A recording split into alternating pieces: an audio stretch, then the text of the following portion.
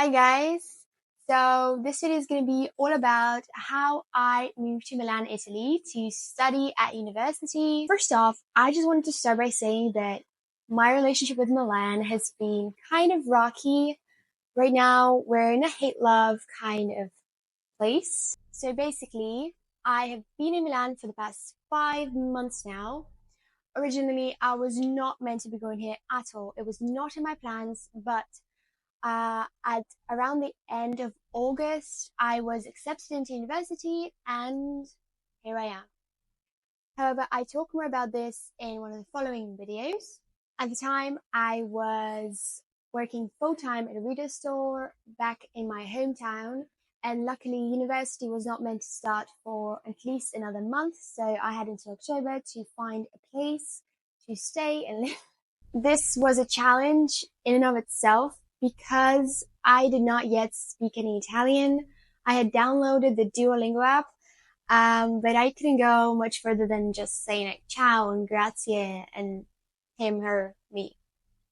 Number two, I was not yet physically in Milan. Like, I did not know which were the good neighborhoods, which were the bad neighborhoods.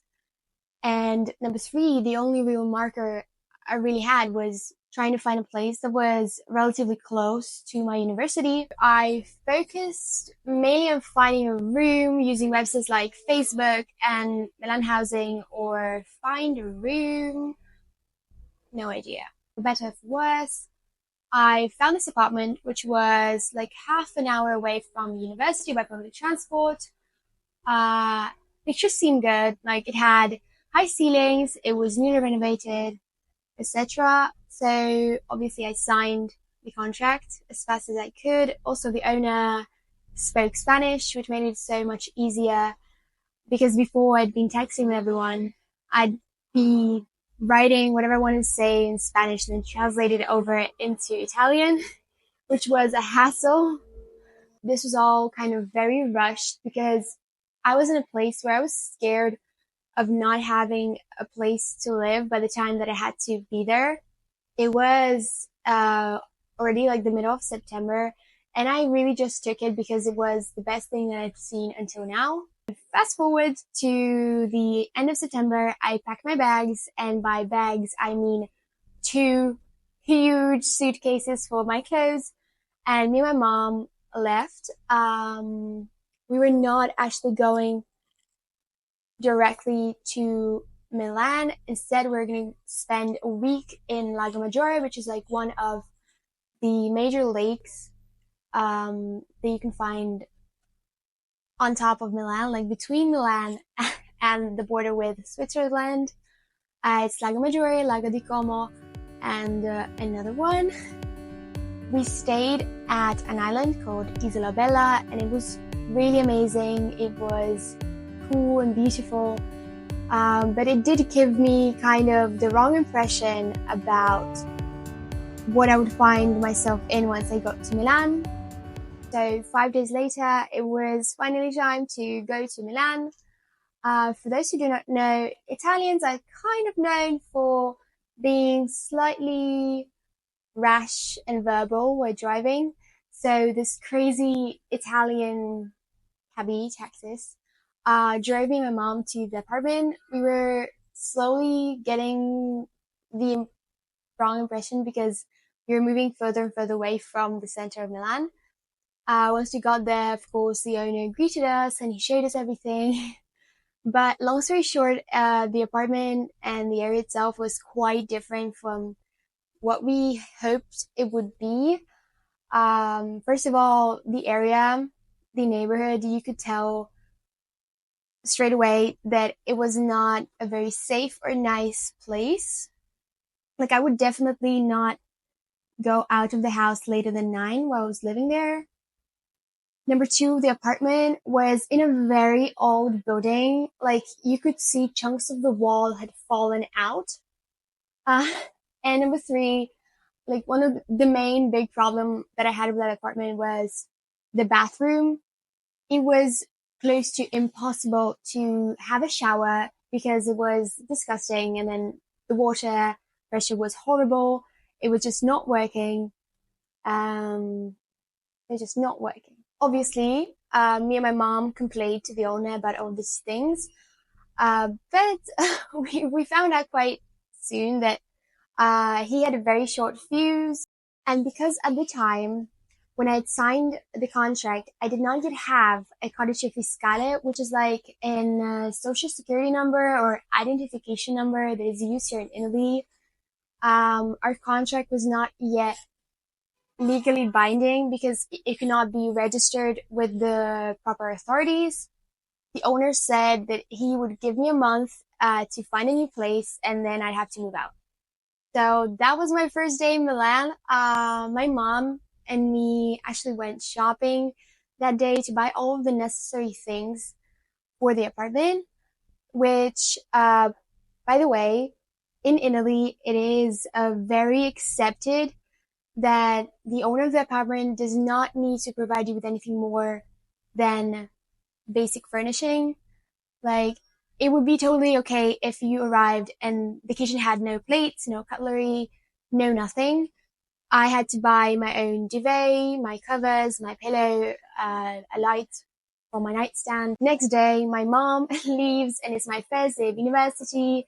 So I take a tram and a bus, which is packed with people. Funny story. At the time, I did not yet have, like the yearly ticket pass. So because there's always so many people in both the transports, I just basically hopped on and off for a month until I got the card. After a week, I still hadn't really explored Milan because I'd fallen into this kind of very depressive routine of taking the horribly overcrowded public transport to university and then going back home and staying in the apartment. I was crying and I was really not in the right headspace for anything. Luckily, at the time, I had two very nice roommates. They were two sisters from the south of Italy, and they really put in an effort to try and cheer me up. They would make homemade pizza and actually try and speak to me in Italian, and we would understand each other because so many of the words are similar to Spanish. That first month, they also took me to see the center of Milan and just treated me like a tourist, which was very nice. And we ended up going to a place called a Pink Bar, which you can only find in London and Milan. And it was amazing.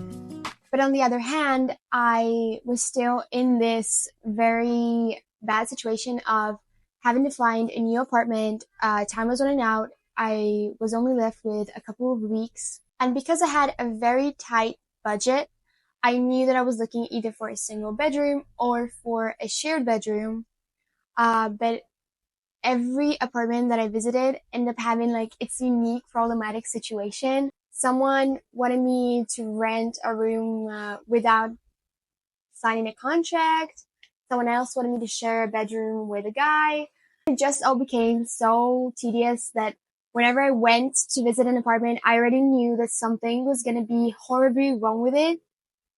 I was truly mentally ready to quit everything and go home at the time. Luckily, I decided to give it one last try and I went to ask for help from my university. And unfortunately, they did not offer like a university housing. They did have an agreement with a housing agency that helps their students find apartments. Somehow, this agency found a bedroom that they had been renting for one person, but it was actually meant for two. Like, it had double of everything. It had two beds, two wardrobes, two desks, and I was like, I am taking that. Like, if you split up, I'll find your roommate. And that's exactly what I did. My now amazing, beautiful roommate, Marta, we met through Facebook and she agreed to take the other half of the room. And I moved in here a little before the beginning of November. Also, this new apartment was literally across the street from my university, and I no longer had to take any public transport. So after that, things got much better for me in the sense that I felt much more comfortable. I became more focused on university, and I actually started to make friends. I wanted to film this video kind of talking about my own experience as someone who decided to study abroad and share some of the difficulties that I've encountered along the way. I think that mental health is very important. And this was the first time I had really experienced helplessness and things of depression and of finding myself completely alone in the world in a way. But they are all normal and part of what makes us human. So go after your dreams, because once you overcome certain difficulties, you emerge so much more stronger and more confident than you were before. Let me know if learning about my own experiences helped you in some kind of way, and I'll see you in the next video. Bye!